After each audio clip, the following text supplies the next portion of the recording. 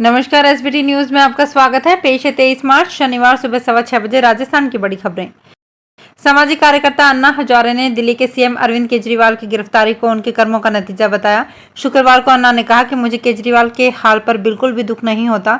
मैंने उन्हें शराब पर नीति बनाने से रोका था, लेकिन वो नहीं माने। अन्ना ने कहा कि केजरीवाल के मुख्यमंत्री बनने के बाद नई शराब नीति को लेकर मैंने उन्हें 2 बार चिट्ठी लिखी थी। मुझे दुख होता है कि उन्होंने मेरी बात नहीं मानी और अब वो इसमें गिरफ्तार हो गए। जब केजरीवाल और मनीष सिसोदिया नए हमारे साथ आए थे, तब मैंने कहा था कि हमेशा देश की भलाई के लिए काम करना, लेकिन उन्होंने इस बात को ध्यान में नहीं रखा। वहीं अन्ना के बयान पर आप विधायक दिलीप पांडे ने कहा कि जब हेमंत बिस्वा शर्मा जैसे लोग भ्रष्टाचारी भाजपा में शामिल होकर सीएम बन जाते हैं तो कोई आवाज नहीं उठाता। जब अजीत पवार जैसे लोग बीजेपी के साथ हो जाते हैं तो ये बेहद सम्मानित व्यक्ति कुछ नहीं कहते। ये व्यवहार दर्दनाक और दुखद है। बैंक खाते फ्रीज करने के मुद्दे पर राजस्थान कांग्रेस ने केंद्र सरकार पर निशाना साधा। पूर्व सीएम अशोक गहलोत ने कहा कि लोकसभा चुनाव से पहले आयकर विभाग ने कांग्रेस के बैंक खाते फ्रीज कर क्राइम किया है, देश में स्वतंत्र चुनाव को खतरे में डाल दिया है। कांग्रेस के बैंक खाते फ्रीज करने का मुद्दा गांव तक पहुंच चुका है। ये मुद्दा इनको ले डूबेगा। गहलोत पीसीसी चीफ गोविंद सिंह डोटासरा और नेता प्रतिपक्ष टीकाराम जूली के साथ प्रदेश कांग्रेस मुख्यालय में मीडिया से बातचीत कर रहे थे। उन्होंने कहा, सीधे बैंक खाता फ्रीज कर दिया जाए, ऐसा प्रावधान ही नहीं है। 2017-18 में असेसमेंट हुआ, उस वक्त कांग्रेस को 199 करोड़ रुपए चंदे के मिले थे। उनमें से 14,40,000 नगद जमा करवाए गए। पहले कानून था कि 20,000 तक नगद दे सकते थे, फिर ये सीमा 2,000 तक कर दी गई। बदलाव के बारे में लोगों को पता नहीं था, उन्होंने नगद जमा करवा दिए। इसके लिए भी प्रावधान है। चूक हुई है तो 10,000 की पेनल्टी लगा दीजिए। ये समझ से परे है कि कांग्रेस पार्टी के 115 करोड़ फ्रीज कर दिए जाएं। पार्टी के अलग अलग बैंक खाते थे, उनमें हमने भी पैसा दिया था, वो सब फ्रीज कर दिया। पश्चिम बंगाल के 2014 के शिक्षक भर्ती घोटाले में शुक्रवार को ईडी ने राज्य के मंत्री चंद्रनाथ सिन्हा के बीरभूम और कोलकाता के ठिकानों पर छापा मारा। उधर कलकत्ता हाईकोर्ट ने इस मामले में राज्य के चीफ सेक्रेटरी को नोटिस जारी कर इसी मामले से जुड़े कुछ लोगों के खिलाफ मुकदमा चलाने की अनुमति देने को कहा है। राज्य के पूर्व शिक्षा मंत्री पार्थ चटर्जी, पश्चिम बंगाल स्कूल सेवा आयोग के पूर्व सचिव अशोक साहा, पश्चिम बंगाल सेकेंडरी शिक्षा बोर्ड के पूर्व अध्यक्ष कल्याणमय गांगुली और एसएससी के पूर्व अध्यक्ष सुबीर भट्टाचार्य की जमानत याचिकाओं पर कोर्ट में सुनवाई हुई। सीकर लोकसभा सीट से कॉमरेड अमराराम इंडिया गठबंधन के उम्मीदवार होंगे। सीपीएम ने अमराराम को उम्मीदवार घोषित किया है। कांग्रेस ने गुरुवार को ही सीकर सीट को सीपीएम के लिए गठबंधन में छोड़ने का फैसला किया था। इसके बाद शुक्रवार को सीपीएम ने उन्हें आधिकारिक तौर पर उम्मीदवार घोषित कर दिया है। सीकर सीट पर बीजेपी ने मौजूदा सांसद सुमेधानंद को टिकट दिया है। सुमेधानंद को बीजेपी ने तीसरी बार टिकट दिया है। सीकर सीट पर इस बार सुमेधानंद और अमराराम के बीच आमने सामने मुकाबला होगा। अमराराम धोद और दांता रामगढ़ से सीपीएम के विधायक रह चुके हैं। एयर इंडिया पर directorate general of civil aviation ने 80 लाख रुपए का जुर्माना लगाया है। ये जुर्माना फ्लाइट ड्यूटी टाइम लिमिटेशंस और फटीग मैनेजमेंट सिस्टम से संबंधित नियमों के उल्लंघन के लिए लगाया गया है। डीजीसीए ने हाई लेवल की सेफ्टी सुनिश्चित करने के लिए एफडीटीएल और एफएमएस नियमों के अनुपालन को लेकर जनवरी महीने में एयर इंडिया का स्पॉट ऑडिट किया था। ऑडिट के दौरान डीजीसीए ने पाया कि कंपनी ने नियमों का उल्लंघन करते हुए उड़ानें संचालित की। राजस्थान के पूर्व सीएम अशोक गहलोत के ओएसडी शशिकांत शर्मा के खिलाफ कांग्रेसी नेताओं, कार्यकर्ताओं और मीडिया से जुड़े लोगों की नाराजगी की खबरें सामने आ रही है। जानकारी के अनुसार जयपुर पीसीसी में मीटिंग के दौरान कुछ कांग्रेसी नेताओं ने कहा कि अगर ओएसडी शशिकांत न होते तो आज अशोक गहलोत सीएमआर में होते। बताया जा रहा है कि पीसीसी में मीडिया ने ओएसडी शशिकांत के रवैये को लेकर सवाल उठाए, जिसके बाद कांग्रेस नेताओं ने भी अपना विरोध व्यक्त किया। कांग्रेस नेताओं ने लोकल लीडर्स और गहलोत के बीच कम्युनिकेशन गैप को ओएसडी शशिकांत शर्मा को जिम्मेदार बताते हुए कहा कि अगर पूर्व सीएम अशोक गहलोत तक सच्चाई पहुंचती और समय रहते ओएसडी हकीकत से उन्हें रूबरू कराते तो आज राजस्थान में कांग्रेस की सरकार होती और गहलोत सीएमआर में होते।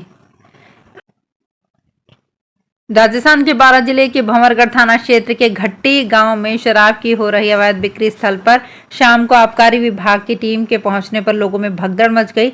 इस भगदड़ में एक व्यक्ति घायल हो गया, जिसे बारां जिला अस्पताल में भर्ती कराया गया है। घायल व्यक्ति ने आबकारी विभाग के पीओ नारायण सिंह तोमर पर गोली मारने का आरोप लगाया है। घायल व्यक्ति भंवरगढ़ के लोकेश राजपूत ने बताया कि वो घट्टी गाँव में अवैध शराब की दुकान पर खड़ा था। जहां आबकारी विभाग की टीम आई, जिसे देखकर शराब विक्रेता भाग गए। भगदड़ में वो भी भागा तो आबकारी सीआई नारायण सिंह तोमर ने फायर कर दिया, जिसकी गोली उसके पैर में लग गई। राजस्थान में भाजपा छोड़ कांग्रेस ज्वाइन करने वाले पूर्व विधायक प्रहलाद गुंजल अब भाजपा नेतृत्व पर सवाल उठा रहे हैं। बोले, कुछ लोग इस राज के मालिक खुद को समझने लगे हैं। मैं ये बर्दाश्त नहीं कर सकता और मैं इस जिल्लत से बाहर आ गया हूं। गुंजल कांग्रेस ज्वाइन करने के बाद गुरुवार रात को कोटा पहुंचे थे। भाजपा छोड़ने के सवाल पर उन्होंने कहा कि कार्यकर्ताओं की मेहनत से राज आया है और अब बीजेपी में विचारधारा नहीं बची है। हाल ही में आयोजित हुए फाल्गुनी मेले के बाद सीकर का खाटू श्याम मंदिर 25 और 26 मार्च को दर्शनों के लिए बंद रहेगा। इस संबंध में मंदिर कमेटी ने आदेश जारी किया है। मंदिर कमेटी के अध्यक्ष प्रताप सिंह चौहान के अनुसार 25 मार्च को होली के पर्व पर बाबा श्याम की विशेष सेवा पूजा और 26 मार्च को बाबा का तिलक होगा। इसलिए मंदिर में दर्शन 24 मार्च की रात 10 बजे से बंद होंगे, जो 27 मार्च की सुबह 5:30 बजे मंगला आरती के साथ शुरू होंगे। जोधपुर के अतिरिक्त जिला कलेक्टर रतनलाल योगी ने कहा कि मेले में आने वाले मेलार्थियों और आमजन की सुरक्षा हमारी प्रथम प्राथमिकता है। उन्होंने कहा कि मेले के दौरान किसी को भी असुविधा न हो, इसलिए मेला क्षेत्र में चप्पे चप्पे पर पुलिस बल की तैनाती की जाएगी, जिससे कि मेला क्षेत्र में किसी प्रकार की कोई अप्रिय घटना घटित न हो। अतिरिक्त जिला कलेक्टर योगी ने शुक्रवार को अधिकारियों के साथ मेहरानगढ़ नवरात्रि और कागा मेले को सकुशल एवं शांतिपूर्ण तरीके से संपन्न कराने सहित कानून व्यवस्था बनाए रखने के लिए मेला क्षेत्र का औचक निरीक्षण किया। विश्व प्रसिद्ध टेड टॉक्स में जयपुर की अभिनेत्री और मॉडल मुस्कान कामदार ने शिरकत की।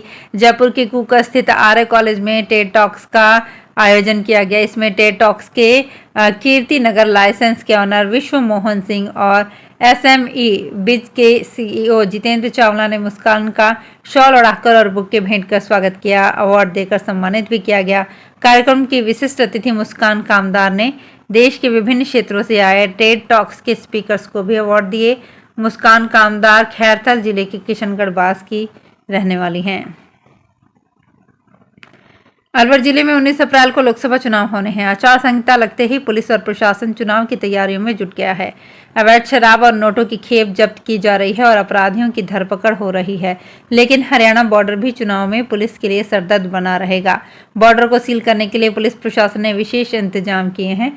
अलवर जिले में 11 विधानसभा क्षेत्र हैं, लेकिन अलवर लोकसभा क्षेत्र में 8 विधानसभाएं आती है। पूरे जिले की सुरक्षा कमान यहां के पुलिस प्रशासन पर रहेगी। 11 में से 5 विधानसभा बहरोड, तिजारा, बानसूर, मुंडावर और रामगढ़ ऐसी हैं जिनकी सीमा पड़ोसी राज्य हरियाणा से लगती है। यहां सैकड़ों कच्चे पक्के और चोर रास्ते हरियाणा से प्रवेश करते हैं, जिसके चलते चुनाव में ये क्षेत्र संवेदनशील रहते हैं। जयपुर की होली की बात हो और करीब 300 साल पुराने गुलाल गोटे का जिक्र ना हो तो रंग फीके लगते हैं। जयपुर में रियासत काल से चली आ रही गुलाल गोटे फेंकने की परंपरा आज भी जीवित है। परकोटे के अंदर स्थित मणिहारों के रास्ते की दुकानों में सजे गोले खूब आकर्षक लग रहे हैं। इसे गुलाल गोटा कहते हैं। ये राज परिवार के लिए खासतौर पर तैयार किया जाता था। सवाई माधोपुर में पात्र वंचित मतदाता 25 मार्च तक अपना नाम मतदाता सूची में जुड़वा सकते हैं।